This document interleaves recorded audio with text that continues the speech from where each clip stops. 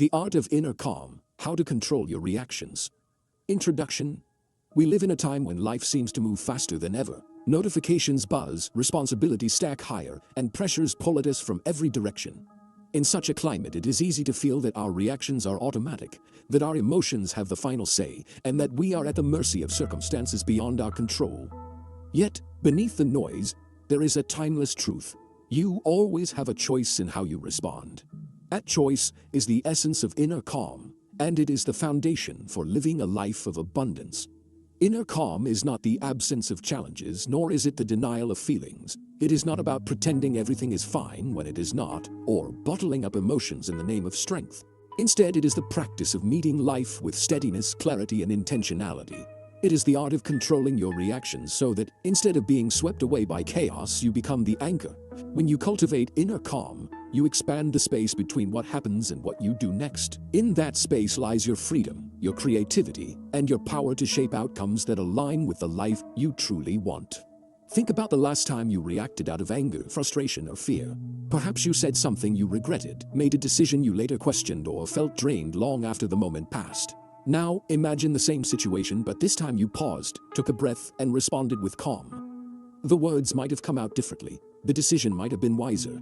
The ripple effects might have led to harmony instead of conflict. This difference, the shift from reaction to calm response, is more than a skill. It is a way of being that creates abundance in every area of life.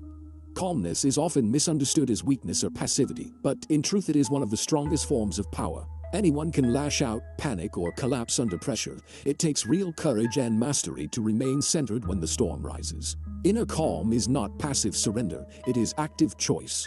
It is the quiet strength that allows you to lead yourself and others with dignity. When you respond from calm, you influence the situation instead of being controlled by it. You inspire confidence, foster trust, and unlock solutions that cannot be seen through the fog of impulsive reaction. The journey you are about to embark on through these chapters is not about perfection. It is about practice. No one becomes unshakable overnight, and the goal is not to eliminate every surge of emotion. The goal is to cultivate awareness, to develop tools, and to build habits that allow you to meet life differently. With practice, you begin to notice your triggers before they take over. You learn to use your breath, your words, and your focus as instruments of calm. You reframe challenges as teachers. Over time, calm becomes less of a technique and more of who you are. Living with inner calm is an abundant way of life. It improves your relationships because you no longer communicate from defensiveness or anger. It strengthens your decision-making because you see options clearly. It supports your health because stress no longer dictates the rhythm of your body. It enhances your opportunities because people are drawn to those who carry peace, and perhaps most importantly, it connects you with yourself at a deeper level, allowing you to navigate life from a place of alignment rather than reaction. This book is an invitation to explore, learn, and embody the art of inner calm. Each chapter will take you further into the practices and perspectives that help you control your reactions, not through suppression, but through empowerment. If you are ready to live with more freedom, clarity, and abundance, then let us begin. Chapter 1: The Power of the Pause. Life is full of moments that test us. A colleague criticizes your work in a way that feels unfair. A loved one speaks harshly when you are already tired. A stranger cuts you off in traffic, and for a split second, the surge of anger is so strong you feel it take over your entire body. These are the moments that define the difference between reaction and response. A reaction is immediate, automatic, and often fueled by emotion. A response, on the other hand, is thoughtful, deliberate, and grounded. The difference between the two often comes down to one simple yet powerful choice: the pause. The pause is that fleeting space between stimulus and action. It is the breath you take before speaking. It is the heartbeat of silence before you decide what to do next. It may last only a second or two, yet in that second lives the potential to change the entire outcome of a situation. The pause does not mean avoiding conflict or suppressing feelings. Instead, it is about creating a small but mighty window where awareness can intervene. When you pause, you give yourself time to consider your options, to choose words that align with your values, and to act in a way that supports the life you want to build. For many people, the idea of pausing in the heat of the moment feels unnatural at first. We live in a world that rewards speed. Quick replies, instant reactions, and immediate decisions are often seen as signs of competence or strength. Yet this pace of constant reactivity leaves little room for clarity. Without the pause, we risk becoming prisoners to our emotions. Anger leads to words we cannot take back. Fear leads to choices made in desperation. Impatience leads to opportunities lost because we acted before understanding the bigger picture. The pause is not a delay that weakens us. It is a moment of sovereignty that strengthens us. It is a conscious declaration that we are in charge of ourselves, not at the mercy of external forces.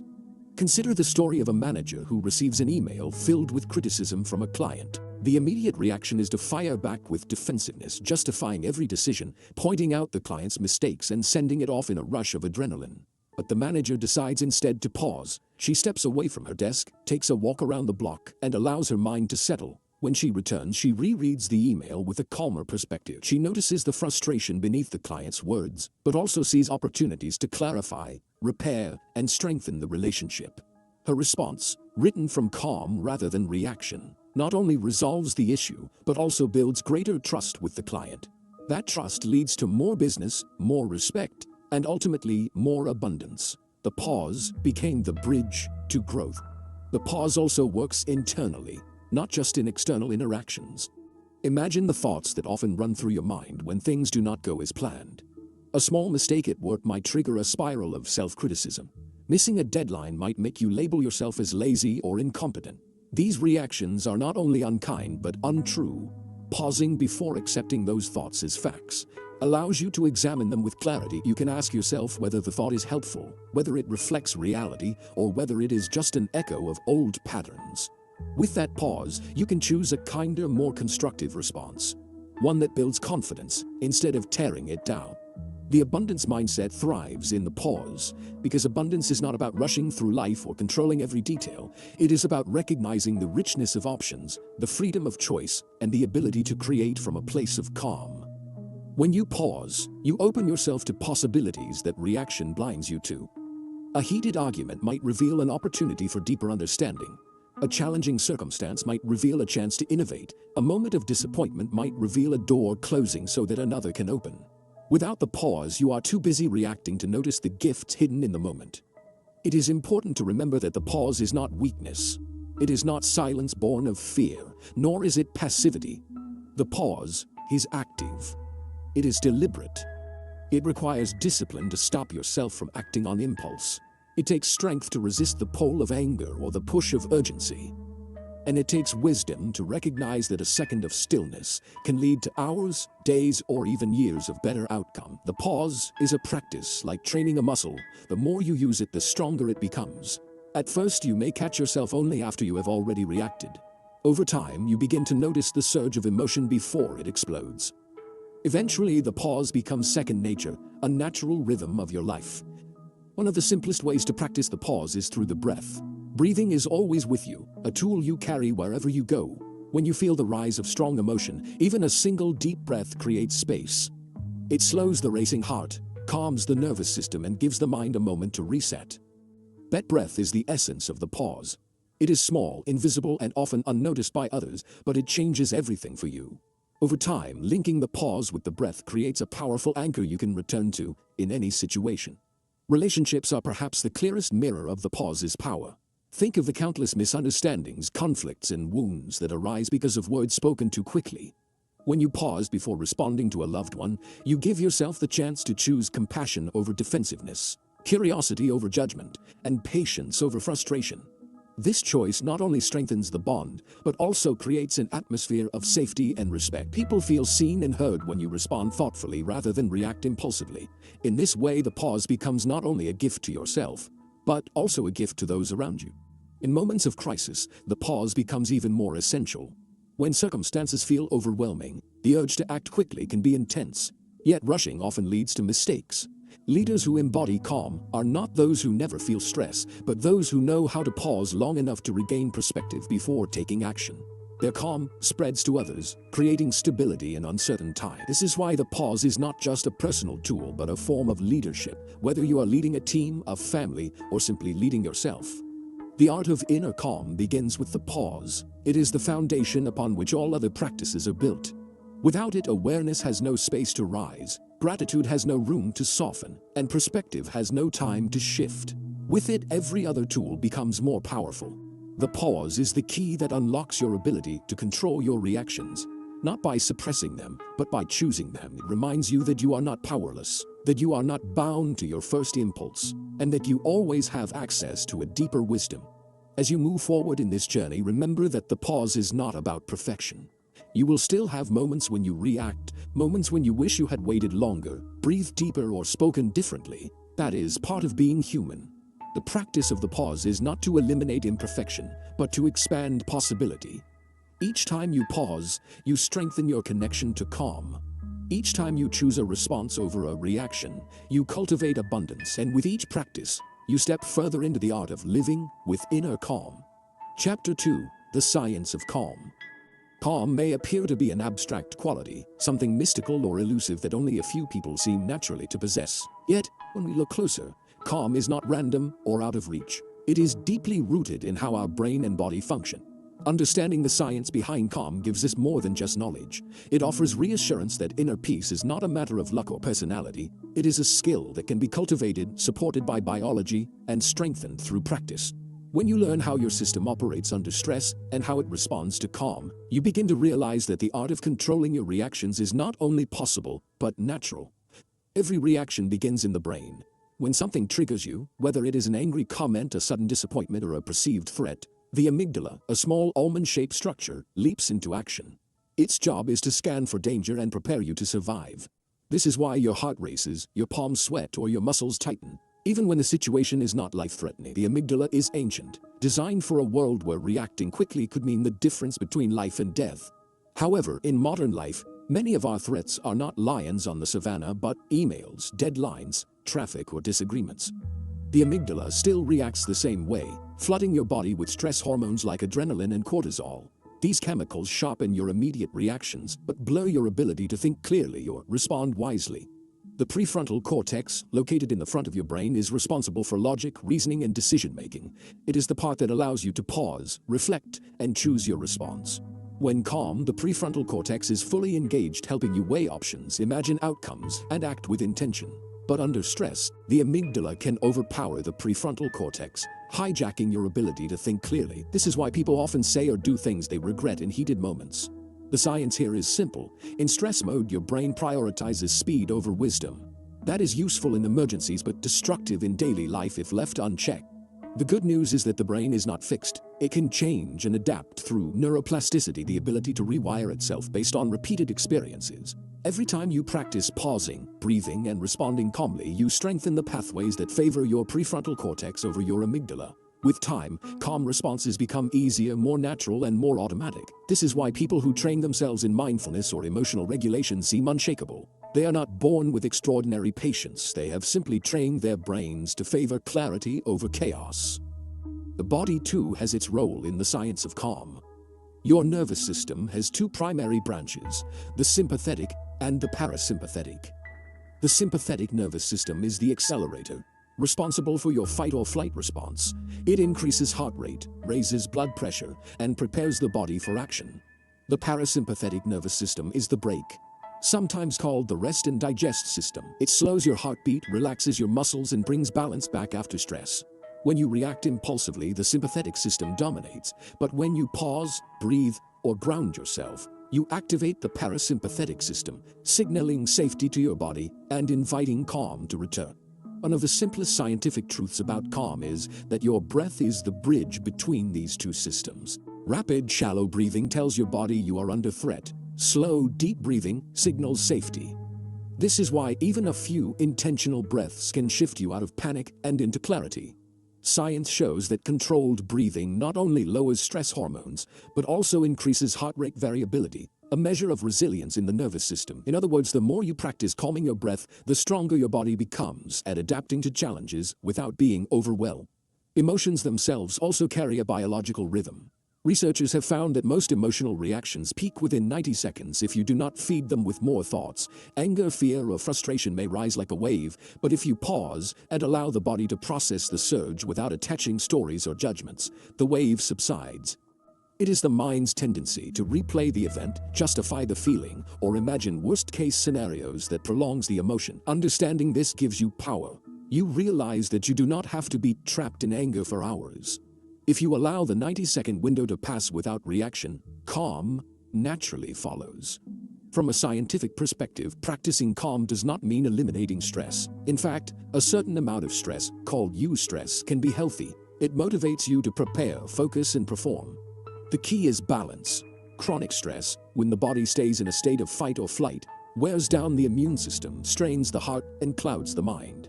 Calm, on the other hand, restores balance, promotes healing, and creates the conditions for creativity. When you are calm, your brain produces more alpha waves, associated with relaxed alertness and inspired thinking. Your body digests food more efficiently, repairs tissues more effectively, and even strengthens its natural defenses. Calm is not only a state of mind, it is a full-body resource.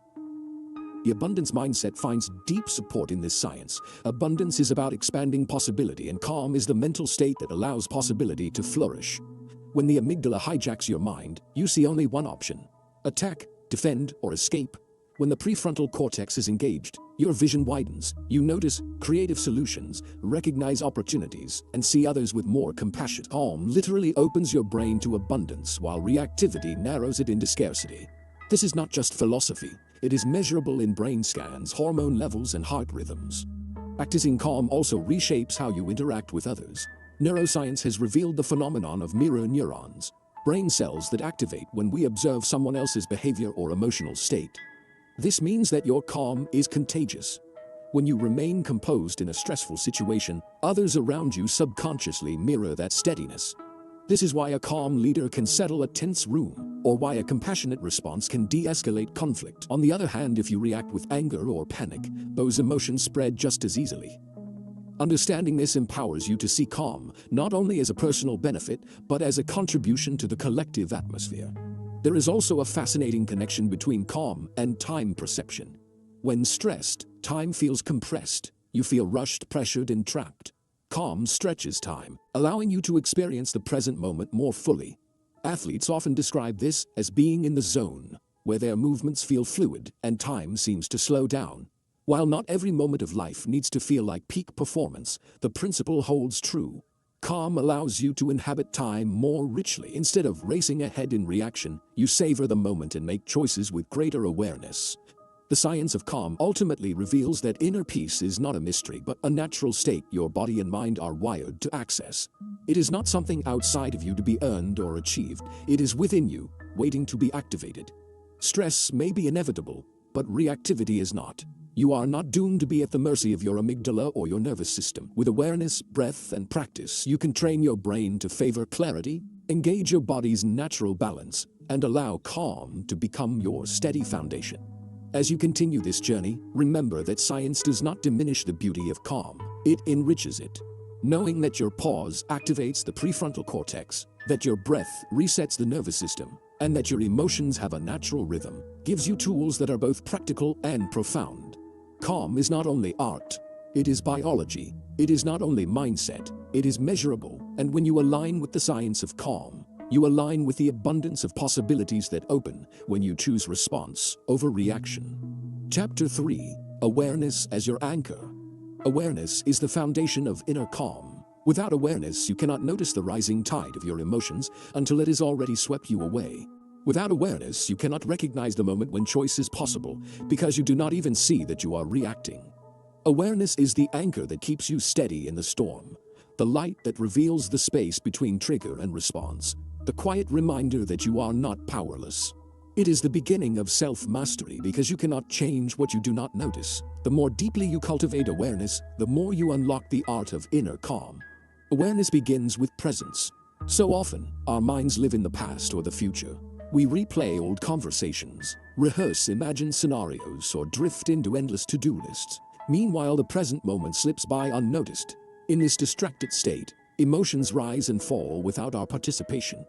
A small comment can sting more than it should because we are already burdened by yesterday's frustration. A small delay can spark anger because we are tangled in thoughts of tomorrow's pressure. Awareness draws us back to now, the only place where calm can actually be practiced. The present moment is the meeting point of life, and it is only here that you can pause, breathe, and choose your response. Cultivating awareness means becoming an observer of your inner world. Imagine yourself sitting at the edge of a river, watching thoughts and emotions drift by like leaves on the water. Some are pleasant, others painful, some urgent, others quiet. Instead of jumping in and being carried away, awareness allows you to stay on the shore, noticing what passes without being consumed by it. This does not mean you stop feeling or thinking. It means you recognize that you are not your thoughts and you are not your emotions. You are the one who notices them. From this perspective, you can choose how much attention to give, how much energy to invest, and how to respond. Awareness reveals patterns. Perhaps you notice that every time you feel criticized, even gently, your chest tightens and your voice grows sharp. Perhaps you notice that every time you are rushed, your patience evaporates. These patterns are not flaws, they are invitations. By seeing them clearly, you begin to understand your triggers, those hidden buttons that ignite strong reactions. Once you know your triggers, you are no longer surprised by them. You can anticipate them, prepare for them, and soften their hold on you. In this way, awareness transforms triggers from enemies into teachers. Each one shows you where you still have space to grow and where calm has yet to take deeper root. Awareness also extends outward. When you are grounded in awareness, you begin to notice not only your own inner state, but also the energy of others. You see beyond their words to the emotion beneath. You recognize when anger is masking fear, when criticism is hiding insecurity, or when silence is carrying grief. This does not mean you absorb the emotions of others. It means you can meet them with greater compassion. Instead of reacting defensively, you respond with understanding. Instead of being pulled into someone else's storm, you remain anchored, steady, and able to choose how to engage. The practice of awareness does not require extraordinary effort. It requires willingness. It begins with simple noticing. As you breathe, notice the sensation of air entering and leaving your body.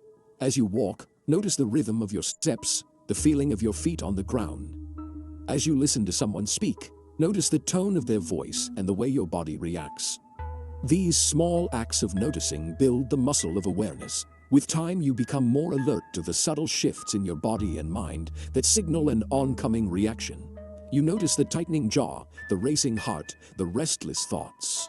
And in noticing, you give yourself the chance to pause before the reaction takes over. Awareness deepens through reflection. At the end of the day, you might look back and ask yourself, when did I feel calm? When did I lose it? What triggered me and what helped me? Reflection turns daily life into a classroom, where every experience becomes an opportunity to learn. This is not about judgment or shame, it is about curiosity. With curiosity, you begin to see your life as a teacher and yourself as a student of calm. Over time, patterns emerge, insights deepen, and your awareness grows more refined. You begin to anticipate challenges and navigate them with greater skill. Awareness is also about acceptance. It is easy to resist uncomfortable feelings, to push them away or bury them under distractions. Yet awareness asks you to acknowledge what is present, even when it is messy or difficult. This acceptance does not mean you approve of the feeling or want it to stay forever. It means you are willing to face it honestly. Ironically, the feelings we resist often grow stronger, while those we acknowledge tend to soften. By simply saying to yourself, I feel angry, or I feel anxious, you reduce the grip of that emotion. Awareness allows the feeling to be seen, and in being seen, it begins to dissolve. The abundance mindset is built on awareness because abundance requires openness. If you are blind to your own inner world, you cannot fully see the opportunities around you. Awareness allows you to step back from scarcity thinking, where fear and defensiveness dominate, and step into possibility, where calm reveals options and paths you could not see before. Awareness shows you that you are not trapped by your circumstances or your reactions. You are free to choose differently, to act with intention, and to create abundance from within. Awareness is not about control in the rigid sense. It is about clarity. The more aware you are, the more clearly you see. And with clarity, calm becomes natural. You no longer need to force yourself to respond differently, because awareness itself creates the conditions for calm to arise. You notice the wave of emotion as it rises, and instead of being pulled under, you ride it with grace. You notice the thoughts racing in your mind, and instead of believing them all, you choose which ones to follow. Awareness does not eliminate challenge, but it changes your relationship to it. You are no longer at the mercy of life. You are in partnership with it. Over time, awareness becomes an anchor you carry everywhere. In moments of joy, it allows you to fully savor the experience. In moments of stress, it keeps you grounded. In relationships, it helps you listen more deeply and speak more wisely. In solitude, it connects you to your own inner life with honesty and compassion. Awareness makes you more resilient because you are no longer tossed about by every wave of emotion or circumstance. You become steady, centered, and rooted, able to move through life with grace. As you deepen your awareness, remember that it is a practice, not a destination. There will be days when you are deeply present, and days when you are distracted. There will be moments when you notice your reactions quickly, and moments when you realize them only in hindsight. This is part of the process. Each moment of awareness is valuable, no matter how small. Each time you notice, you strengthen the anchor, and with each practice, inner calm becomes less of an effort and more of a way of being. Awareness is where calm begins. It is the anchor that steadies you, the lens that clarifies, the guide that shows you where choice is possible. By cultivating awareness, you claim your power to respond rather than react. You step into a life not dictated by impulse but shaped by intention. You align yourself with abundance, where every moment becomes an opportunity to grow, to learn, and to live with greater peace. In awareness, you discover not only the art of inner calm, but the art of living fully. Chapter 4. Reframing triggers into teachers. Every person carries within them a collection of triggers. These are the small sparks that ignite strong emotional reactions, often out of proportion to the situation itself. A dismissive tone, a delayed response, a forgotten promise, a traffic jam, or even a glance that feels disapproving can set something off inside us. Triggers are deeply personal, shaped by experiences, beliefs, and wounds accumulated over a lifetime. What rattles one person may not faze another at all. Left unexamined, triggers feel like enemies that rob us of calm and control. Yet, when reframed, they become some of our greatest teachers. They reveal where growth is possible, where healing is needed, and where calm can take deeper root. It is natural to resent our triggers. They embarrass us, they frustrate us, and they often leave us feeling powerless. But reframing them means shifting from judgment to curiosity. Instead of asking, "Why am I like this? Why do I always overreact?" you begin to ask, "What is this reaction showing me? What is the story behind it? What lesson might it hold?" This shift in perspective changes everything. It turns a trigger from a source of shame into a source of self-acknowledge. Each reaction becomes a mirror, reflecting back to you the parts of yourself that long to be understood. Triggers often point to unhealed experiences from the past. Perhaps criticism in the present stings so strongly because it awakens old memories of not being enough. Perhaps being ignored feels unbearable because it echoes times when your voice was silenced. Perhaps feeling rushed or interrupted stirs frustration because it touches a deeper longing to feel valued. By noticing the intensity of your reaction and tracing it back, you begin to uncover the roots of the trigger. This awareness itself is powerful. Once you see the connection, the trigger no longer feels mysterious. It is not random, it is connected to a story, and when a story is brought into the light, it can be rewritten. Reframing a trigger also means recognizing its potential gift. A sharp surge of anger may be showing you where boundaries are needed. A sudden wave of sadness may be pointing to a value that matters deeply to you. A feeling of irritation may be signaling that you are stretched too thin and need to rest. These emotions, uncomfortable as they may be, are messengers. They are your system's way of drawing attention to something important. Instead of fighting them, you can learn to listen. By asking, "What is this reaction here to teach me?" you begin to receive wisdom instead of being consumed by the emotion. The abundance mindset thrives on this reframing because abundance is about turning obstacles into opportunities and challenges into growth. When you see your triggers as teachers, you no longer feel victimized by them. You become a student of your own inner life, using each difficult moment as material for growth. Instead of saying, "I can't believe I reacted that way again," you can say, "This moment is showing me something I still need to practice." The energy of self-criticism is replaced by the energy of curiosity and possibility. The trigger does not diminish you, it expands you. One practical way to work with triggers is to slow them down. In the heat of a reaction, your body feels flooded, your mind races, and it seems impossible to think clearly. Yet if you can pause, even briefly, you give yourself the chance to shift perspective. Later, in reflection, you can explore the experience more fully. Journaling can be a powerful tool here. Writing down what happened, how you felt, what the deeper fear or belief might have been, and what the trigger could be teaching you helps to bring clarity. Over time, you begin to see patterns, you notice recurring themes, and you realize that many of your strongest triggers point to the same underlying needs or wounds. With this awareness, you can work not just on the surface reactions, but on the deeper roots. Another important reframe is recognizing that triggers are not only personal but also relational. People who trigger you are often your greatest teachers. This does not mean tolerating abuse or excusing harmful behavior. It means recognizing that difficult interactions often highlight your own growth edges. Someone's arrogance might stir your own insecurities. Someone's impatience might confront your own desire to control. These encounters are not pleasant, but they are opportunities. They give you practice in responding with calm, practice in setting boundaries, and practice in holding compassion without losing clarity. In this sense, even the people who irritate you can become unintentional mentors, shaping your growth by activating the very lessons you most need to learn. Reframing triggers does not happen overnight. It is a process of unlearning old habits of resistance and blame, and replacing them with openness and curiosity. At first, you may only see the trigger after the reaction has already passed. Over time, you may begin to notice it earlier, just as it is rising. Eventually, you may even anticipate it, recognizing the situations that tend to spark you, and preparing yourself with calm before they happen. This progression itself is a form of mastery. It shows that you are no longer at the mercy of your triggers, but are engaging with them consciously. There is also an important element of compassion in this work. Triggers are often tied to tender parts of ourselves, parts that develop defenses in order to survive. Approaching them with harshness only strengthens their grip. But when you meet them with compassion, you create the conditions for healing. Instead of saying, "I should be over this by now," you can say, "This part of me is still learning, and that is okay." Compassion allows you to reframe the trigger, not as a flaw, but as a doorway to deeper understanding. In treating yourself with gentleness, you also strengthen your ability to treat others the same way. When you live with this perspective, your daily life transforms. Annoyances become opportunities for patience, disappointments become lessons in resilience, criticism becomes a mirror for growth. Every trigger becomes an opening, a chance to expand rather than contract. This does not mean you will enjoy being triggered, nor that you will never feel frustration again.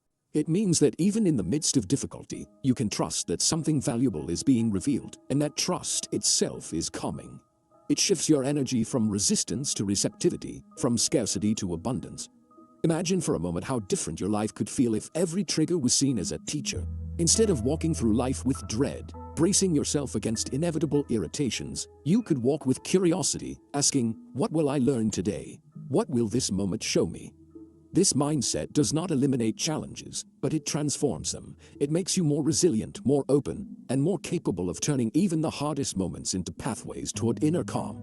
Reframing triggers into teachers is one of the most powerful shifts you can make on this journey. It changes the way you see yourself, the way you relate to others, and the way you meet life as a whole. Instead of being trapped in cycles of reaction, you step into cycles of learning. Instead of shrinking from difficulty, you grow through it. And in doing so, you strengthen not only your calm, but your connection to abundance. The very things that once felt like enemies become allies in your growth. And the very moments that once stole your peace become the stepping stones to a life lived with clarity, freedom, and calm. Chapter 5. The Language of Inner Peace. The words we choose hold extraordinary power. They shape how we experience reality, how we connect with others, and how we perceive ourselves. Language is more than communication, it is creation. What we say to others, and what we silently whisper to ourselves, constructs the emotional atmosphere in which we live. Calm is not only a matter of pausing, breathing, or reframing triggers. It is also a matter of language. The words you use can either stir agitation or invite peace, either escalate conflict or diffuse it, either fuel scarcity or nurture abundance. When you learn to use the language of inner peace, you begin to align your speech, your thoughts, and your energy with calm. Many people underestimate the effect of their internal dialogue. The voice that narrates your life inside your mind is one of the most influential forces on your emotional state. When that voice is harsh, critical, or judgmental, it fuels reactivity, it makes small setbacks feel catastrophic, and amplifies the sting of criticism from others. But when that voice is kind, supportive, and measured, it creates an inner climate of calm.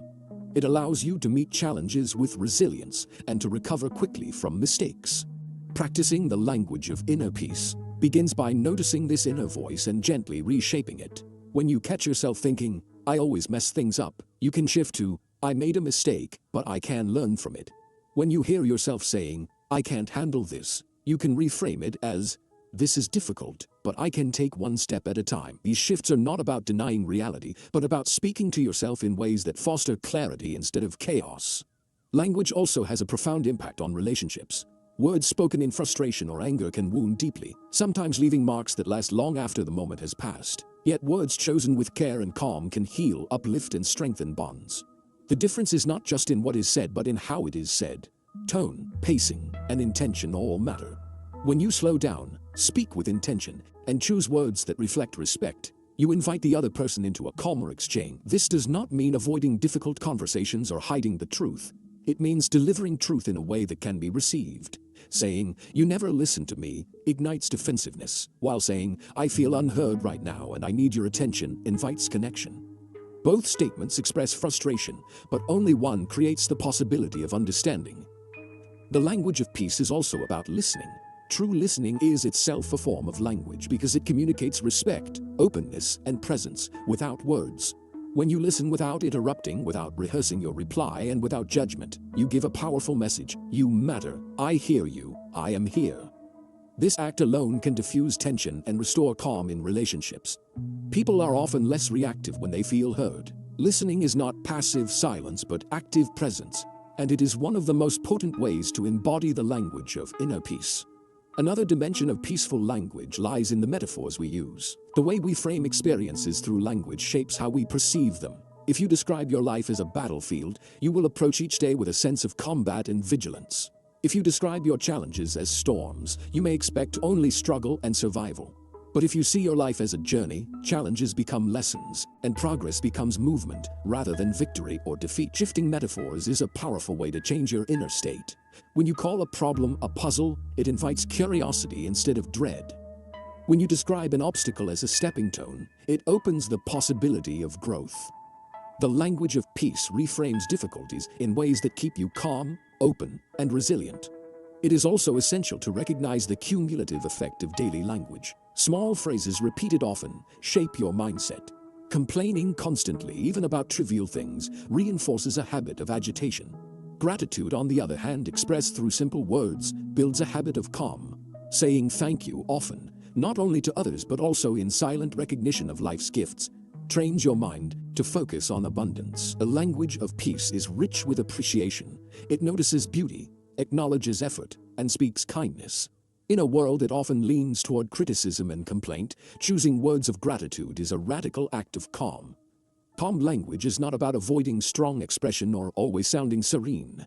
There are moments when passion, urgency, and firm boundaries are necessary, but even in those moments, the intention behind your words matters. You can say no with anger, or you can say no with clarity. You can express frustration with cruelty, or you can express it with honesty. The language of inner peace does not strip you of power. It strengthens it. People listen more closely when your words carry calm authority rather than frantic defensiveness. Leaders who master this language inspire loyalty and trust. Parents who practice it create homes where children feel safe. Friends who embody it build bonds that withstand the storms of life. Awareness of language also extends beyond words into the silence between them. Pausing before speaking, allowing a conversation to breathe, and resisting the urge to fill every gap with words are practices of peace. Silence itself can be a language of calm, signaling thoughtfulness, presence, and respect. Often the most powerful response in a heated moment is not a clever retort, but a quiet pause that resets the tone of the exchange. Silence can be a gift, giving space for emotions to settle and for understanding to emerge. The abundance mindset flourishes in the language of peace because words create reality. Scarcity speaks in absolutes, always, never, impossible. Abundance speaks in possibilities, maybe, what if, let's see. Scarcity says there's not enough. Abundance says there is more to discover. The language you choose either closes doors or opens them. When you commit to speaking in ways that reflect abundance, you begin to notice opportunities where before you saw only limitations. You invite collaboration where before you expected conflict. You speak life into your circumstances rather than reinforcing patterns of stress. Learning the language of peace is not about perfection, but about practice. It requires listening to yourself, noticing when your words escalate tension, and choosing differently next time. It means catching yourself in self-criticism and replacing it with encouragement. It means pausing in conversation to find words that reflect your values rather than your impulses. Over time, this practice transforms not only your communication, but your entire presence. People begin to associate you with steadiness, clarity, and trustworthiness. And you begin to feel more at home in your own skin, because your words align with the calm you are cultivating inside. The language of inner peace is ultimately about harmony. Harmony between your thoughts and your words. Harmony between your feelings and your expressions. Harmony between yourself and others. It does not mean avoiding conflict, denying emotion, or speaking only in soft tones. It means bringing intentionality to your words so that they reflect the abundance you want to live in.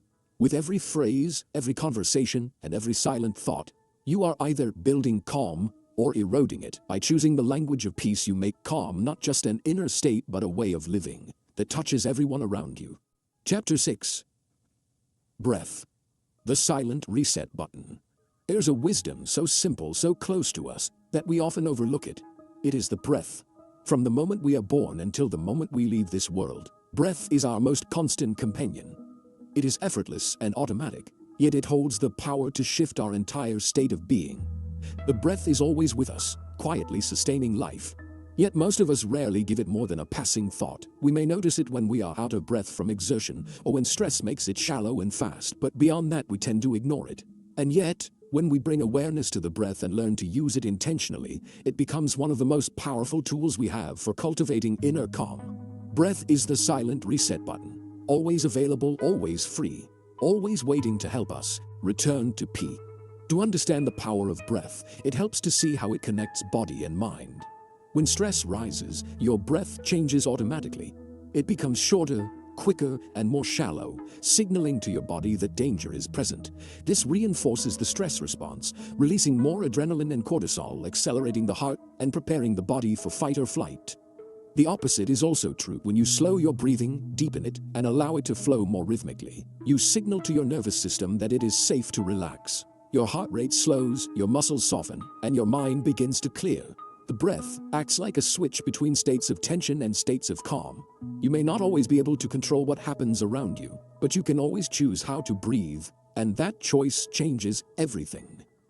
What makes breath so profound is its accessibility. Unlike complex practices or external supports, you do not need special equipment, training, or time to access it. You carry it with you everywhere. In the middle of an argument, on a crowded train, in a stressful meeting, or alone in your room at night, the breath is always available. Just a single conscious breath, slow, deep, and deliberate, creates a moment of pause. It interrupts the spiral of reaction, reconnects you to the present, and gives you the clarity to choose your next step. The practice of using breath as a reset begins with awareness. Notice how you breathe when you are calm and when you are stressed. Pay attention to the difference between shallow breaths that barely move your chest and deeper breaths that expand your belly. Simply observing your breath without trying to change it begins to awaken your connection to it. From this awareness, you can begin to shape your breathing intentionally. In moments of stress, inhale slowly through the nose, allowing the air to fill not just the chest but the diaphragm. Then exhale even more slowly through the mouth. This simple rhythm soothes the nervous system, calming the body and focusing the mind. Breath also has a unique ability to anchor you in the present moment. While the mind races into past regrets or future worries, the breath is always here and now. By focusing attention on the rise and fall of your breath, you return to the present. You cannot breathe yesterday's air, and you cannot breathe tomorrow's. You can only breathe this breath, right here, right now. This awareness grounds you. It quiets the chatter of the mind and brings you back into direct contact with life as it unfolds. In this way, breath is not only a physiological reset, but also a spiritual one, reminding you that peace is always found in the present moment. There is also a rhythm to the breath that mirrors the rhythm of life itself. Inhale, exhale, expansion, release, effort, surrender. Every breath teaches balance. Too much inhaling without exhaling creates tension, while too much exhaling without inhaling leads to depletion. When you honor both parts of the cycle, you embody harmony. This rhythm can become a reminder that balance is possible in every part of life. Work and rest, speaking and listening, striving and letting go, all are mirrored in the breath. By paying attention to this natural rhythm, you train yourself to live with greater ease. Breath can also transform how you experience emotions. When anger rises, the breath quickens and becomes harsh. By consciously slowing and softening it, you interrupt the momentum of anger and give yourself a chance to respond differently. When fear tightens your chest, the breath becomes shallow. By expanding your breath into the belly, you create a sense of safety and stability. When sadness weighs heavily, the breath may feel constricted. By breathing fully and deeply, you create space for release and healing. In each case, the breath is not about denying the emotion, but about creating the space to hold it without being consumed.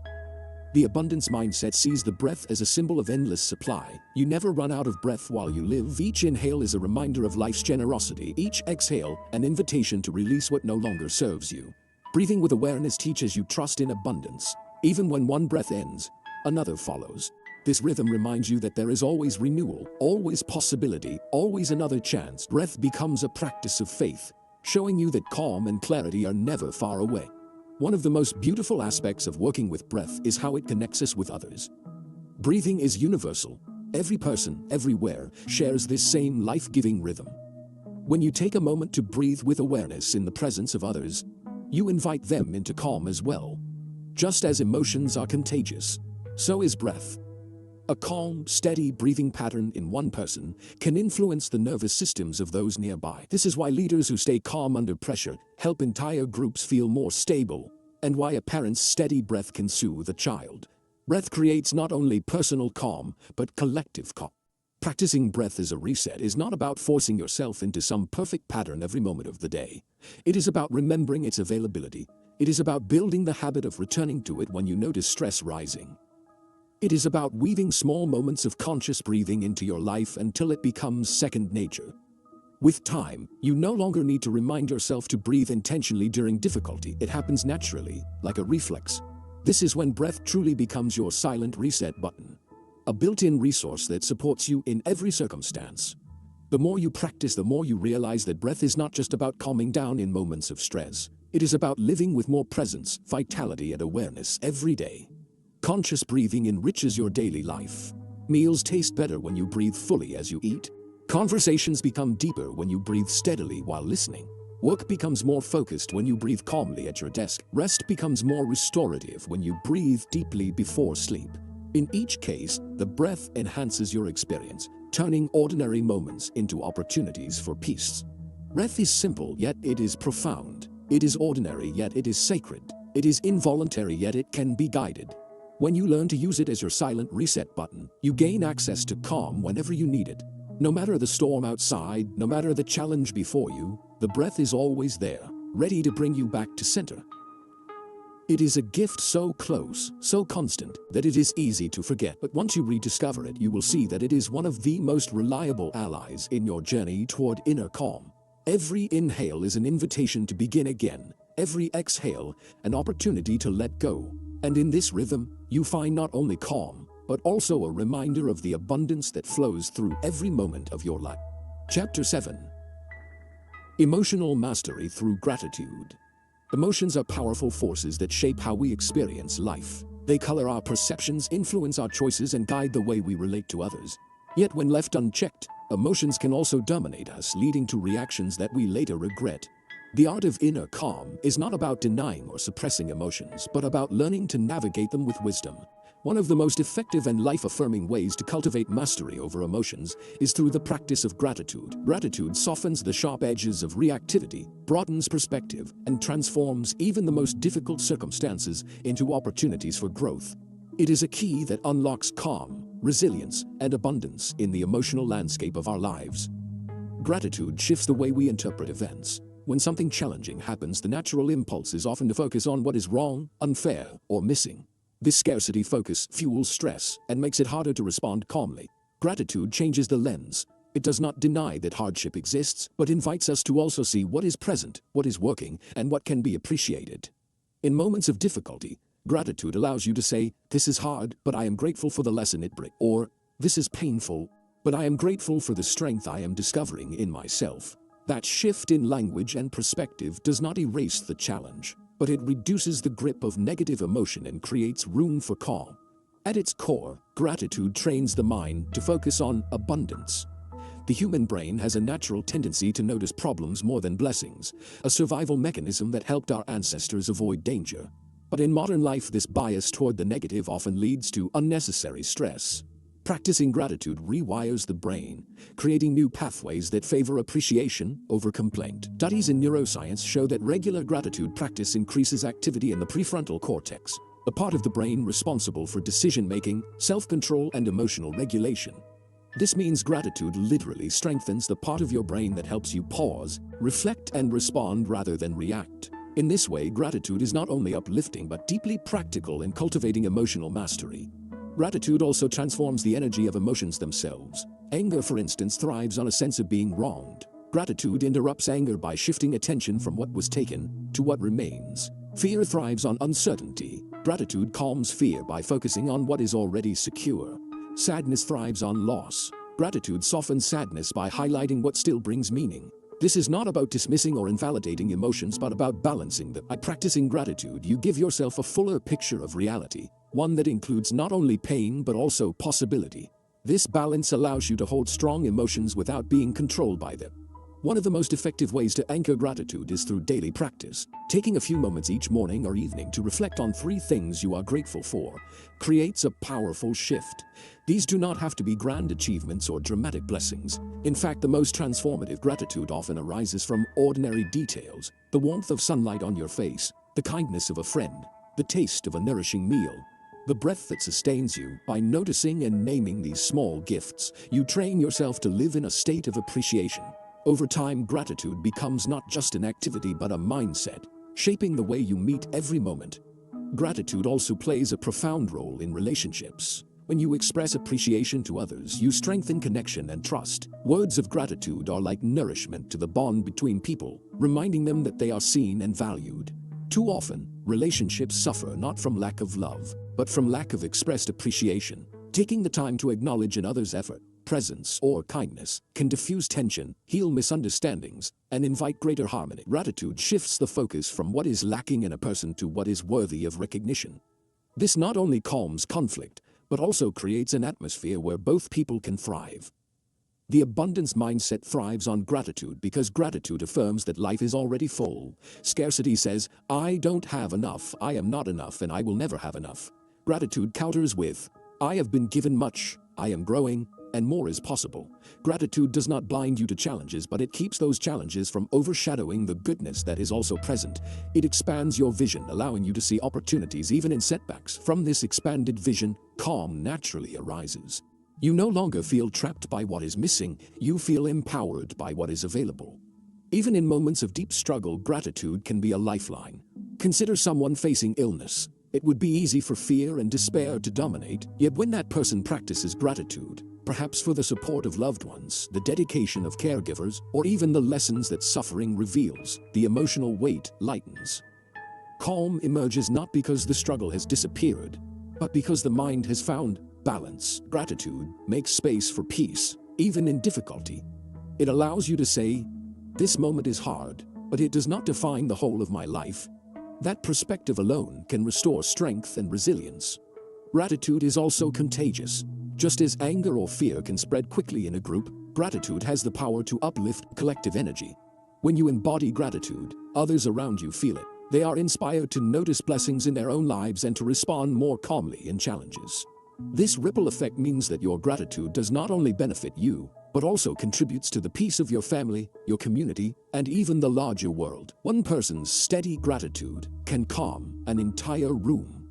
Emotional mastery does not mean never feeling anger, sadness, or fear.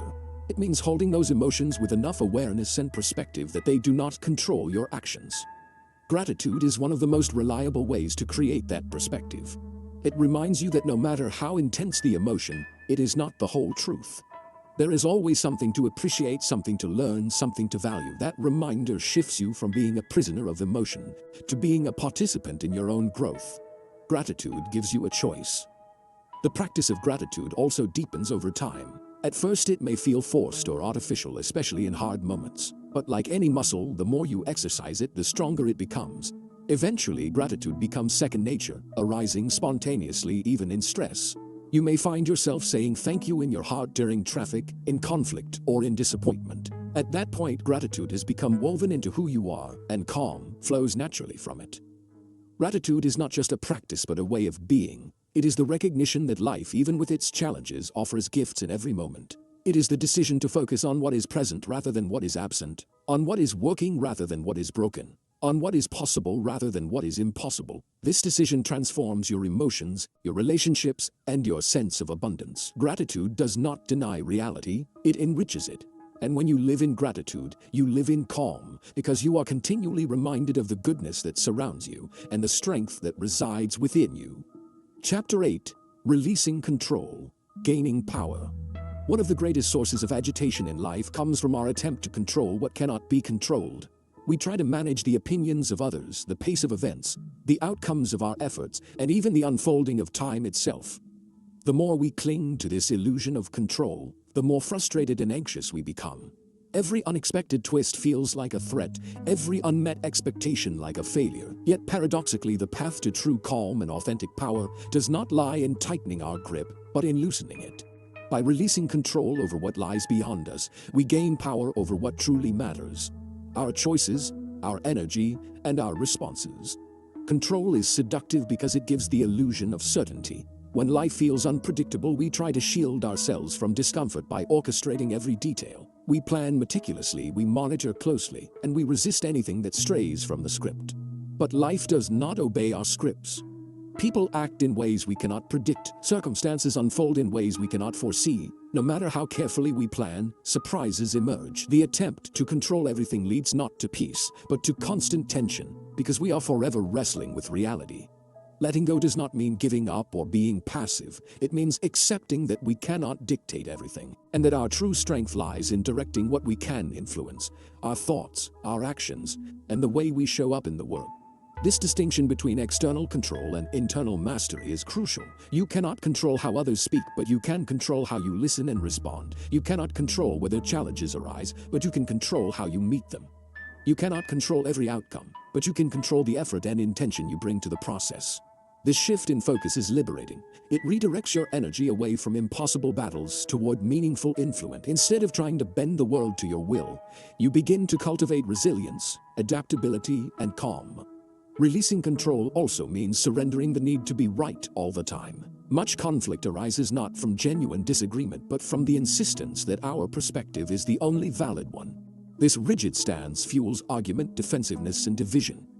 When you release the need to control how others think, you create space for dialogue, understanding, and even surprise. You discover that listening openly often leads to insights you had not considered. By loosening the grip on being right, you gain the deeper power of connection and growth. Letting go of control requires trust. Trust in yourself, trust in others, and trust in life itself.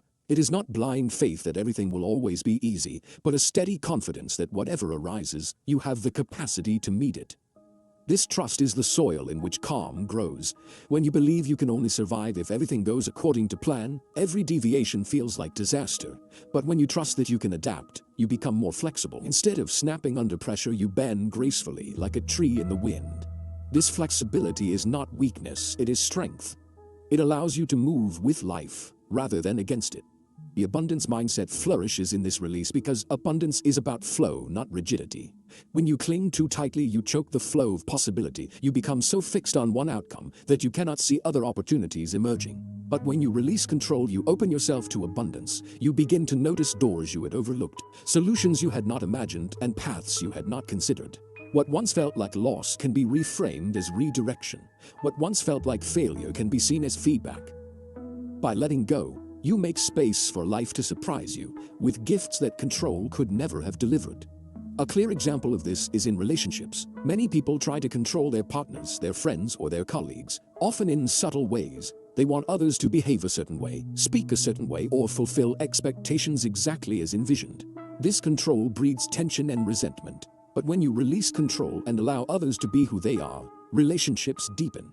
Instead of forcing connection, you invite it. Instead of demanding loyalty, you inspire it. This does not mean tolerating harmful behavior. It means distinguishing between what truly needs to be addressed and what is simply your desire for control.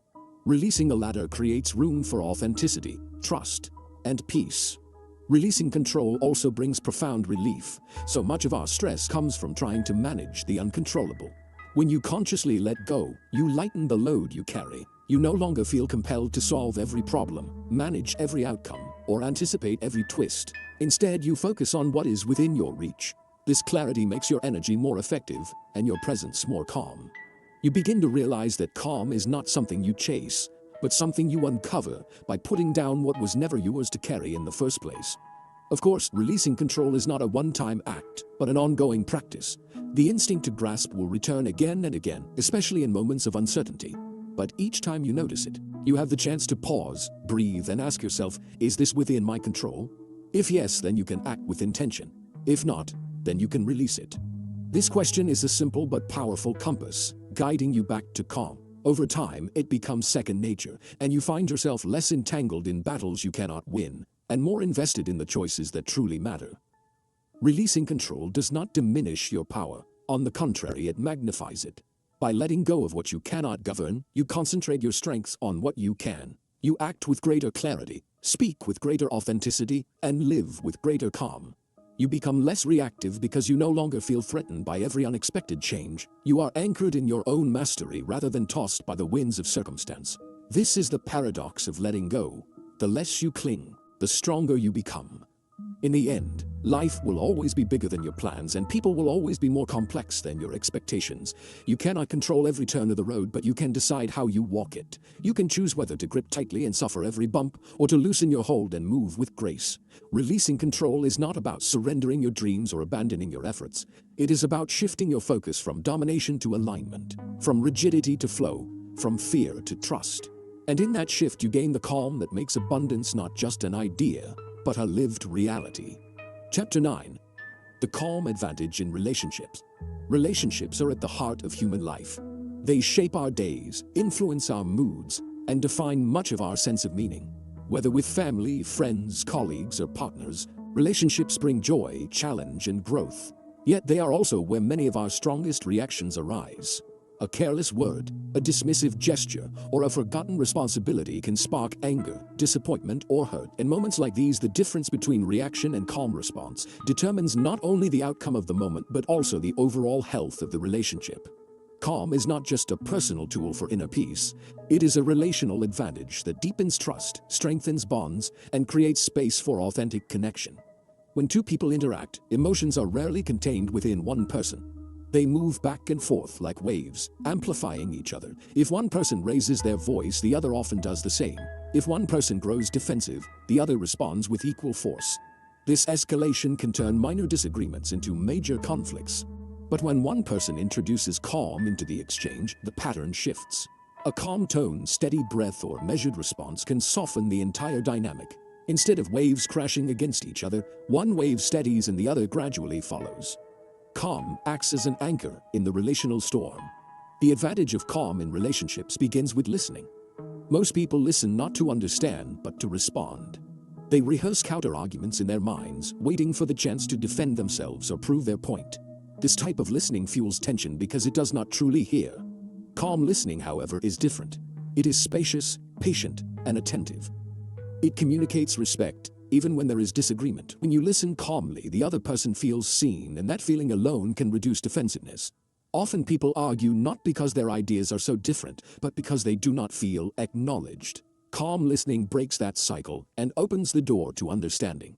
Calm also changes the way you speak. Words delivered in anger tend to inflame, while words delivered in calm invite dialogue. This does not mean avoiding honesty. In fact, calm allows honesty to be clearer and more effective. Saying, "I feel hurt when this happens," in a calm tone has more impact than shouting accusations. Calm words are easier to hear, easier to trust, and easier to build upon. They create a climate where difficult truths can be shared without tearing the relationship apart. Over time, this steady communication builds trust. People come to know that even in conflict, you will remain composed, and that reliability becomes a foundation for deeper connection. Another advantage of calm is that it gives you space to distinguish between what matters and what does not. In the heat of reactivity, everything feels urgent. A small annoyance becomes as big as a major betrayal. Calm perspective allows you to step back and ask, is this truly important, or is it a passing irritation? Many conflicts in relationships are fueled by small things that grow larger than they deserve. Calm helps you let go of pettiness and focus on what truly matters. Respect, love, trust, and understanding. This prioritization prevents unnecessary tension and preserves energy for the challenges that genuinely need attention. Exercise, fresh air, cleanliness of the body, and an overall mind off gamuts. Calm is also deeply reassuring to others. In a world where emotions can flare quickly, being around someone who remains steady feels like safety. Partners feel secure when they know disagreements will not turn into explosions. Children thrive when their parents respond with calm guidance instead of harsh reactivity. Colleagues respect leaders who can stay grounded under pressure. In each case, calm communicates strength, reliability, and care. It reassures others that they are safe to express themselves without fear of disproportionate backlash. This safety fosters authenticity, allowing relationships to deepen beyond superficial harmony. The abundance mindset frames calm in relationships as an investment. Every calm response is like a deposit into a shared account of trust and goodwill. These deposits accumulate over time, creating a reserve that can be drawn upon when challenges arise. When a difficult season comes, the relationship is better able to withstand it because the foundation is strong. Scarcity in relationships, by contrast, spends recklessly. Reactive words, harsh tones, and unresolved conflicts deplete the reserve, leaving the relationship fragile and unstable. By choosing calm, you continually build abundance in the relational bond, ensuring it can weather storms. It is important to recognize that calm does not mean avoiding boundaries. Some people mistake calmness for passivity, but in truth, calm makes boundaries stronger and clearer. When you set a boundary in anger, it may be dismissed as hostility, but when you set it in calm, it is more likely to be respected. Calm allows you to communicate boundaries without aggression, which makes them more sustainable. For example, saying calmly, "I cannot continue this conversation right now, let's revisit it later," is far more effective than storming out in frustration. Boundaries rooted in calm show respect for yourself and for the relationship, ensuring both can thrive. Calm also allows you to recognize the humanity in others, even when they fall short. Everyone makes mistakes, speaks carelessly, or fails to meet expectations at times. Reactivity magnifies these flaws, while calm puts them in context. Calm allows you to see that a partner's sharp word may be more about their own stress than about you, or that a colleague's mistake may be an opportunity for support rather than criticism. This perspective does not excuse harmful behavior, but it prevents unnecessary resentment. It reminds you that relationships are not about perfection but about grace, patience, and growth.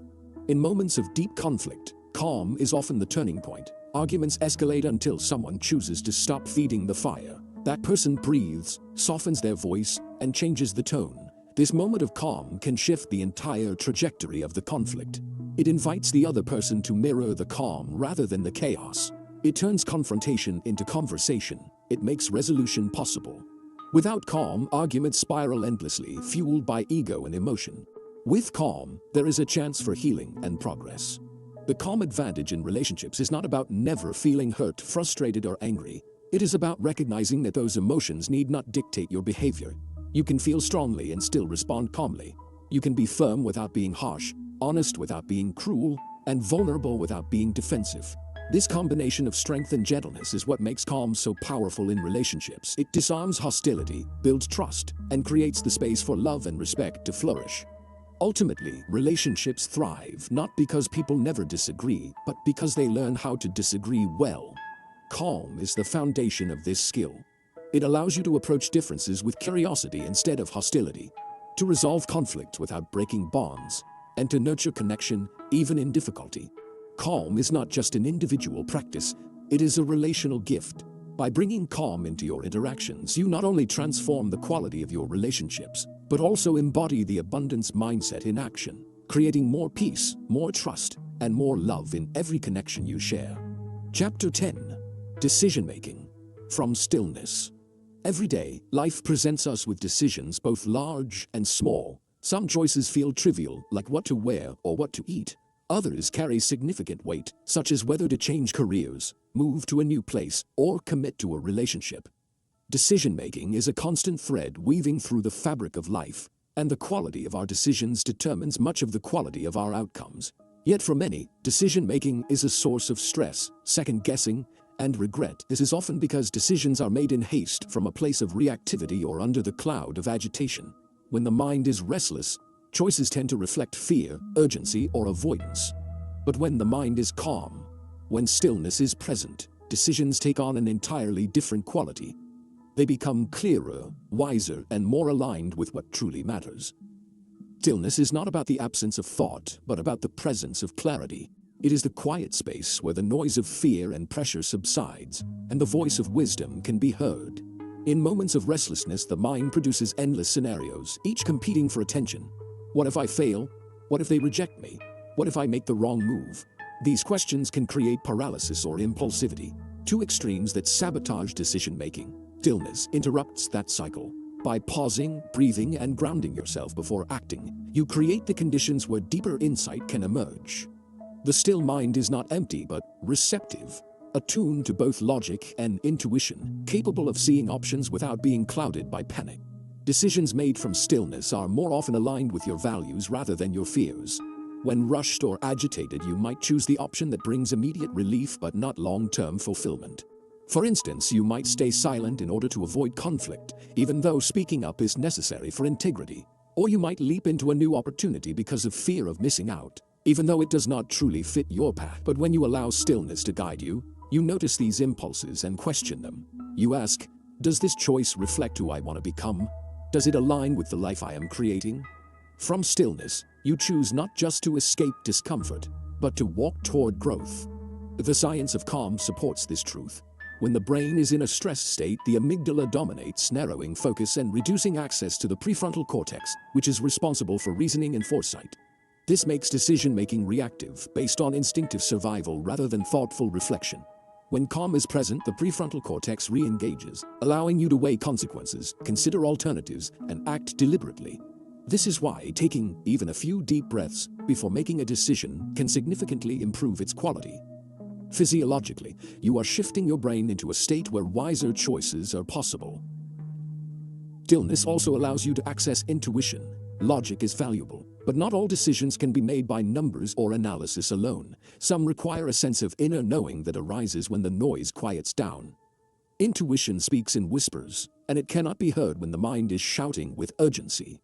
By cultivating stillness, you give space for intuition to emerge. This does not mean blindly following every impulse, but integrating intuition with reason. Often, the best decisions arise when logic and intuition meet in the silence of stillness, each informing the other. Another gift of decision-making from stillness is the ability to see the bigger picture. In moments of stress, decisions are often made with tunnel vision, focusing only on immediate consequences. Stillness expands perspective. It helps you step back and see not only what the choice means today, but also how it will ripple into the future. For example, deciding whether to take a demanding job might look appealing for financial reasons in the short term, but in stillness you may also recognize how it will affect your health, your relationships, and your sense of purpose in the long run. This expanded vision leads to choices that are not just reactive but sustainable. Stillness also prevents overthinking, a trap that ensnares many people. Some imagine that thinking harder and longer about a decision will guarantee the right outcome, but often it only creates confusion. The mind loops endlessly, considering the same options without resolution. Stillness cuts through this cycle by reminding you that clarity does not come from agitation, but from calm. Taking time away from the decision, going for a walk, breathing deeply, or resting in silence often brings more clarity than hours of mental struggle. Stillness is not avoidance, it is incubation. It allows insight to arise naturally instead of being forced. The abundance mindset embraces decision-making from stillness because abundance thrives on clarity and openness. Scarcity makes choices out of fear of losing, fear of missing out, fear of failure. These decisions tend to contract life, keeping you small and cautious. Abundance, however, chooses from trust and possibility. It recognizes that even if one door closes, another will open. It trusts that life is generous and that there is space to grow. When you make decisions from stillness, you are more likely to act from this place of trust, creating outcomes that expand rather than diminish your life. In relationships, stillness in decision-making is especially powerful. Many relational wounds occur because words or actions were chosen in haste. A quick retort in anger, a decision made to prove a point, or an agreement made under pressure can damage trust. But when you pause and allow stillness before acting, your choices reflect care rather than impulse. You may still need to speak difficult truths or set firm boundaries, but when these come from calm, they are received differently. The decision to respond with patience rather than defensiveness, or with compassion rather than accusation, has the power to transform not just a moment, but the entire trajectory of a relationship. It is important to acknowledge that not every decision will be perfect, even when made from stillness. Life is complex, and outcomes are not always predictable. But the advantage of calm decision-making is that you reduce regret. Even if a choice does not turn out as you hoped, you can trust that it was made thoughtfully and in alignment with your values. This trust prevents the endless second-guessing that often haunts decisions made in haste. Stillness gives you confidence not because it guarantees success, but because it grounds your choices in integrity. Decision-making from stillness is a practice, and like all practices, it deepens with time. At first, it may require deliberate effort to pause before deciding, to breathe before answering, to reflect before acting. But with repetition, it becomes natural. You begin to instinctively create space before choices, and that space fills with calm. Eventually, stillness is no longer something you add to decision-making. It becomes the atmosphere in which all your choices are made. The quality of your life is shaped by the quality of your decisions, and the quality of your decisions is shaped by the state of your mind when you make them. A restless mind produces scattered choices, but a still mind produces aligned ones. By cultivating stillness, you gain the clarity to see beyond fear, the wisdom to listen to intuition, and the strength to act with intention. This is the calm advantage in decision-making. It transforms choices from reactions into creations, shaping not only your path, but also the peace with which you walk it. Chapter 11. Resilience, calm in the storm. Storms are an inevitable part of life. They arrive in many forms: unexpected loss, financial difficulty, conflict in relationships, health challenges, or sudden changes that disrupt our plans. Some storms come quietly, building slowly over time, while others strike without warning. What they all share is the ability to shake us, to test our foundation, and to challenge our sense of control. Many people believe resilience is about toughness, about resisting the storm with sheer strength until it passes. But true resilience is not rigidity, it is calm. It is the ability to bend without breaking, to endure without despair, and to face the storm with steadiness. Calm is what allows us to withstand difficulty while still remaining open to growth and possibility. When storms hit, the natural impulse is often panic. The mind races with what-ifs, the body tightens, and the emotions surge. This is an understandable reaction, rooted in the survival instincts of our nervous system. Yet panic rarely helps. It narrows vision, clouds judgment, and often leads to choices that worsen the situation. Calm, on the other hand, expands perspective. It does not erase difficulty, but it creates the clarity needed to navigate it. Calm person can assess the situation realistically, identify what can be done, and act with intention. They may still feel the weight of the storm, but they are not consumed by it. This is the essence of resilience, not the absence of fear or pain, but the presence of calm within them. Calm in the storm begins with acceptance. Resistance often amplifies suffering. When we insist that the storm should not be happening, when we fight against reality, we exhaust ourselves without changing the circumstances. Acceptance does not mean passivity or resignation. It means acknowledging what is true in this moment, however painful, and choosing to work with it, rather than against it. This shift frees up energy that can be used to find solutions, to care for oneself, and to take steady steps forward. Acceptance is the doorway to calm, and calm is the foundation of resilience. Resilience also requires perspective. Storms can make the world feel small and dark, as if the difficulty is all that exists. Calm expands the lens. It reminds you that while this challenge is real, it is not the whole of life. Other truths remain: people who care for you, strengths you still carry, lessons you are learning, and opportunities that will arise on the other side. Calm gives you the ability to hold both the hardship and the hope. This balanced perspective prevents despair and allows you to endure with dignity. Another key aspect of resilience is adaptability. Storms often force us to change course, to let go of old plans and to discover new ways of moving forward. Without calm, change feels threatening, and we cling desperately to what was. With calm, change becomes an opportunity for growth. Calm allows you to say, "This is not what I wanted, but perhaps it is what I need to learn." It creates the flexibility to pivot, to adjust, and to create new possibilities from what appears to be loss. This adaptability is the hallmark of resilient people, those who not only survive storms but emerge stronger from them. The abundance mindset strengthens resilience because it shifts the story of the storm. Scarcity says, "This difficulty will break me. There is nothing left." Abundance says, "This difficulty is painful, but within it there may be hidden gifts."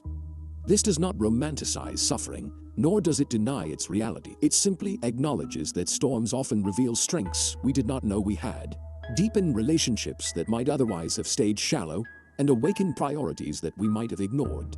When you approach storms with an abundant perspective, calm naturally follows, because you no longer see yourself as powerless. You see yourself as a participant in a larger unfolding, capable of finding meaning even in hardship. Calm in the storm also comes from connection. Trying to endure everything alone often leads to exhaustion and despair. Reaching out for support, sharing your struggles, and leaning on others does not make you weak, it makes you human. Calm allows you to ask for help without shame and to receive it with gratitude. It also allows you to offer support to others even when you are struggling yourself. In the reciprocity of giving and receiving, storms become more bearable and resilience deepens. A calm person knows that storms are not meant to be faced in isolation but within the strength of community. Practical tools also play a role in cultivating calm resilience. Breath, as explored earlier, is one of the simplest ways to steady yourself when fear threatens to overwhelm. Grounding practices such as noticing your body, your surroundings, or repeating a calming phrase can anchor you in the present moment. Reflection and journaling can help you process emotions and uncover lessons. Rest and nourishment allow your body to recover from stress. These small acts, practiced consistently, form a toolkit that keeps calm accessible even in the darkest times. Resilience is not one grand act of heroism, but a series of steady choices to care for yourself and move forward one step at a time. Storms will always leave their mark. They change us, sometimes in ways we would never have chosen. But calm ensures that the change is not only loss but also growth. A storm can strip away illusions, revealing what is truly important. It can shatter complacency, awakening gratitude for what we once took for granted. It can force us to discover strength we did not know we had. Calm helps us integrate these lessons rather than being broken by them. It allows us to carry scars not as signs of defeat, but as symbols of survival and resilience. Ultimately, resilience is less about bouncing back to who you were before, and more about growing into who you are meant to become. Calm is the bridge that makes this transformation possible. Without calm, storms harden us, leaving us bitter or afraid. With calm, storms shape us, making us wiser, stronger, and more compassionate. This is why calm is not simply a coping mechanism, but a pathway to a richer, more abundant life. The storms of life cannot be avoided. They come to everyone in different ways and at different times, but you have a choice in how you meet them. You can let them toss you into panic, or you can anchor yourself in calm. You can resist them in vain, or you can adapt with grace. You can view them as endings, or you can see them as transitions. In every storm, calm is the advantage that turns survival into resilience and resilience into growth. And when you carry calm into the storms of life, you not only endure them, you emerge from them more grounded, more open, and more fully alive. Chapter 12. Daily Practices of Inner Calm. Calm is not something that appears randomly or only in rare moments of grace. It is cultivated through practice, strengthened through consistency, and woven into the rhythms of daily life. Just as physical fitness requires regular movement and nourishment, inner calm requires deliberate care and steady habits. You cannot expect to remain calm in times of challenge if you never practice calm in ordinary moments. Daily practices are what train the mind and body to return to balance, making calm more accessible when storms arise. They create the foundation of resilience, clarity, and abundance. By integrating small but intentional practices into your routine, you build an inner reserve of peace that supports you through every circumstance. The first practice is presence. Much of agitation comes from living anywhere but the present moment. Dwelling on the past often stirs regret, while worrying about the future stirs anxiety. Presence brings you back to now, where calm is always available. Practicing presence can be as simple as pausing to notice your breath, feeling the ground beneath your feet, or savoring a sip of water. These small acts anchor you in the moment, reminding you that peace is not found in what has been or what might be, but in what is here now. With time, presence becomes a natural habit, allowing you to meet each day with steadiness. Another daily practice of calm is intentional breathing. Breath is both ordinary and extraordinary. It sustains life automatically, yet when practiced consciously, it becomes a powerful tool for regulation. Setting aside a few moments each day for mindful breathing strengthens your ability to use breath as a reset in moments of stress. You might begin your day with 5 slow breaths before getting out of bed, or pause midday for a few minutes of deep, steady breathing. Over time, these moments condition your nervous system to return to calm more easily. Breathing is always with you, and making it part of your daily routine transforms it from background function into a steady ally. Reflection is also a cornerstone practice. Taking time each day to reflect on your experiences helps you build awareness and extract wisdom from ordinary moments. Reflection can take many forms: journaling, quiet contemplation, or simply reviewing your day before sleep. Ask yourself questions such as, when did I feel calm today? And when did I lose it? What helped me regain balance? What did I learn about myself? These questions shift daily experiences into opportunities for growth. They help you notice patterns and prepare for challenges with greater awareness. Reflection is how you turn practice into mastery, slowly shaping your responses over time. Gratitude is another essential daily habit. It softens emotions, broadens perspective, and aligns you with abundance. Making gratitude part of your daily life is simple yet transformative. Begin or end your day by naming 3 things you are grateful for. Write them down, speak them aloud, or silently acknowledge them. They need not be grand. Often the smallest details carry the most power. The warmth of sunlight, the kindness of a friend, or the quiet of a morning can shift your emotional state profoundly. By practicing gratitude daily, you train your mind to look for abundance, making calm more natural in every circumstance. Movement is a practice often overlooked in cultivating calm, yet the body holds much of the tension that the mind generates. Physical activity releases stress, balances energy, and clears the mind. This does not require intense exercise. Even gentle walking, stretching, or mindful movement can have profound effects. The key is consistency. Moving your body daily prevents the buildup of tension and creates a natural rhythm of release. When paired with awareness, movement becomes meditation in motion, aligning body and mind in calm. Mindful pauses throughout the day are another practice of inner calm. In a world that pushes constant speed, deliberately creating moments of stillness is revolutionary. These pauses can be as short as 30 seconds, closing your eyes, breathing deeply, and resetting your focus before the next task.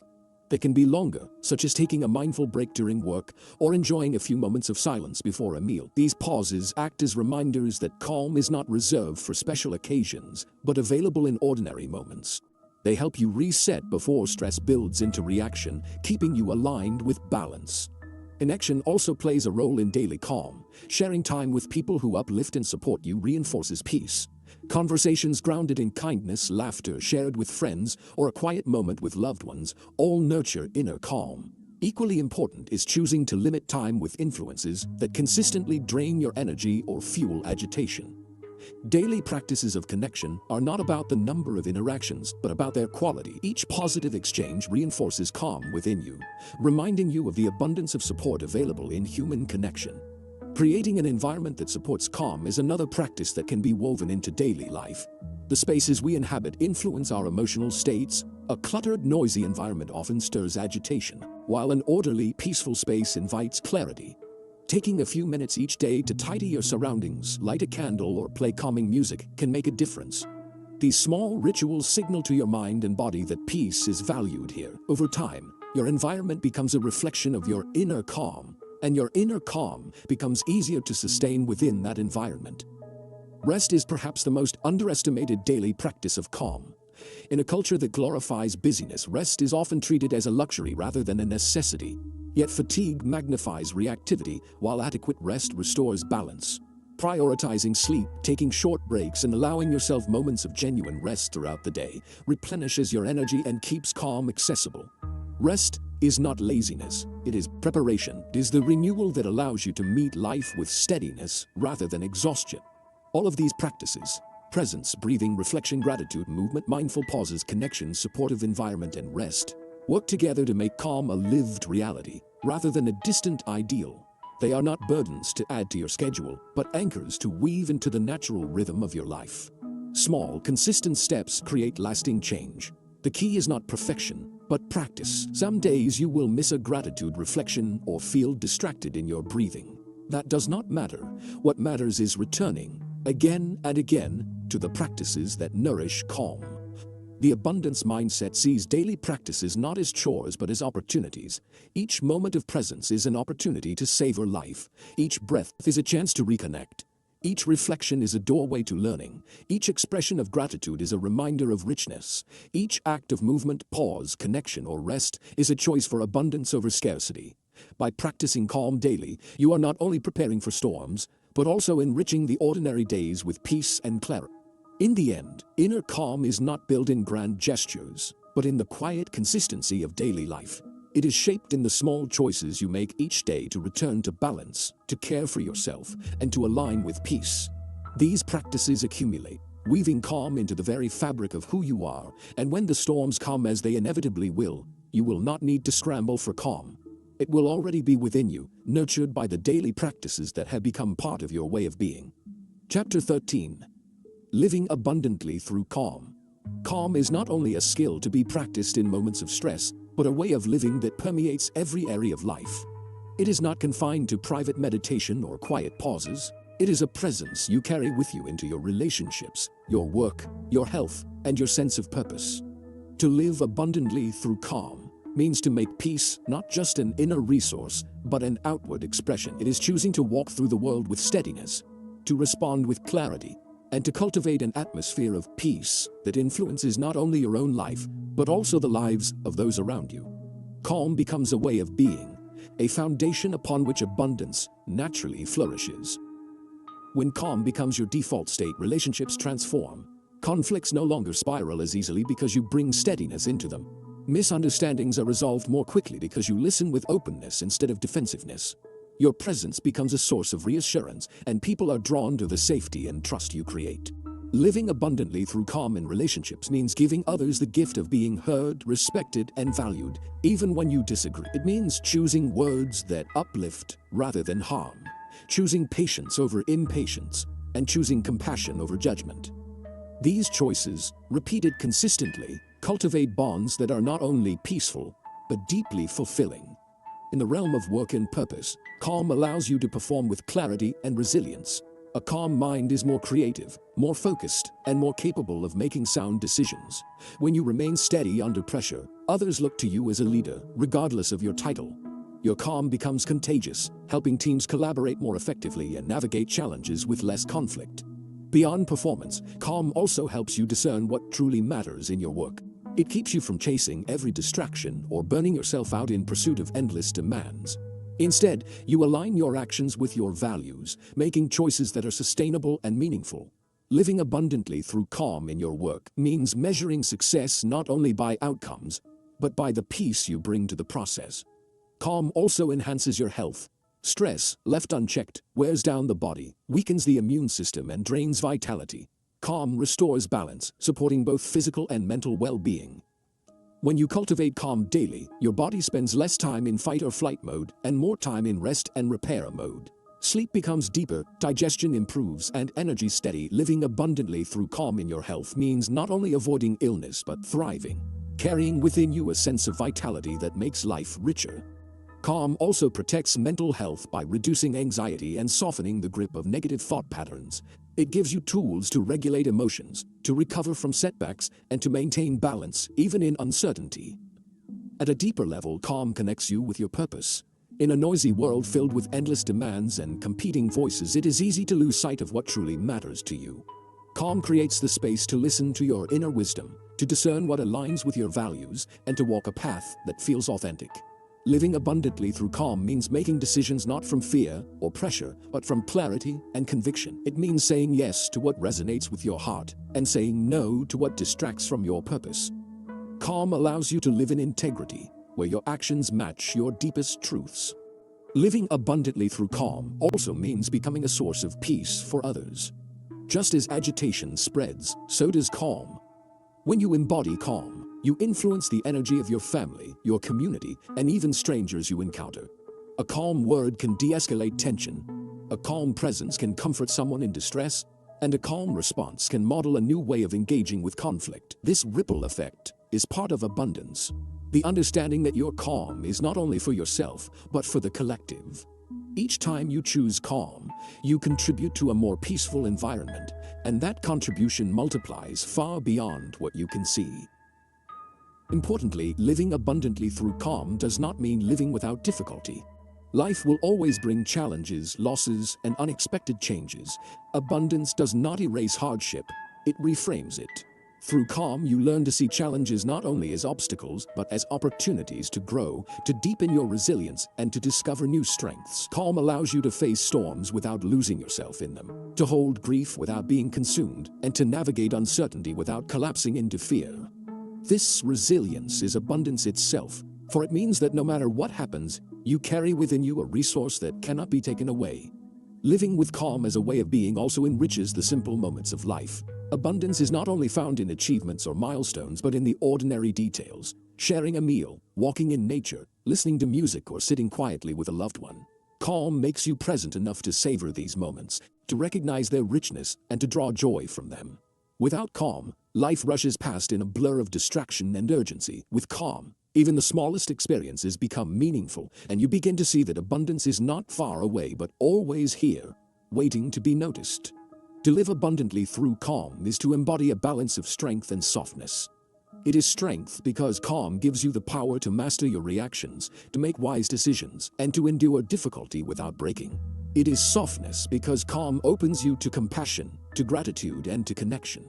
Together, this balance creates a life that is both resilient and rich, steady and expansive. It is a way of living that honors both your inner world and your outer actions, aligning them in harmony. As you reach this final chapter, the invitation is not only to practice calm in moments of stress, but to weave it into the fabric of your daily existence. Let calm guide your words, your choices, your relationships, your work, your health, and your purpose. Let it be the atmosphere you carry with you, the foundation you return to, and the gift you offer to others. Living abundantly through calm does not mean avoiding the storms of life, but walking through them with grace, resilience, and trust. It means choosing peace even when chaos surrounds you, choosing clarity even when uncertainty arises, and choosing abundance even when scarcity whispers in your ear. In the end, the art of inner calm is not simply about controlling your reactions, but about creating a life that reflects peace in every dimension. It is about becoming a person whose presence is steady, whose choices are aligned, and whose life is abundant. This is the promise of calm. Not only freedom from reactivity, but the freedom to live fully, to love deeply, and to walk through the world as both a recipient and a source of peace.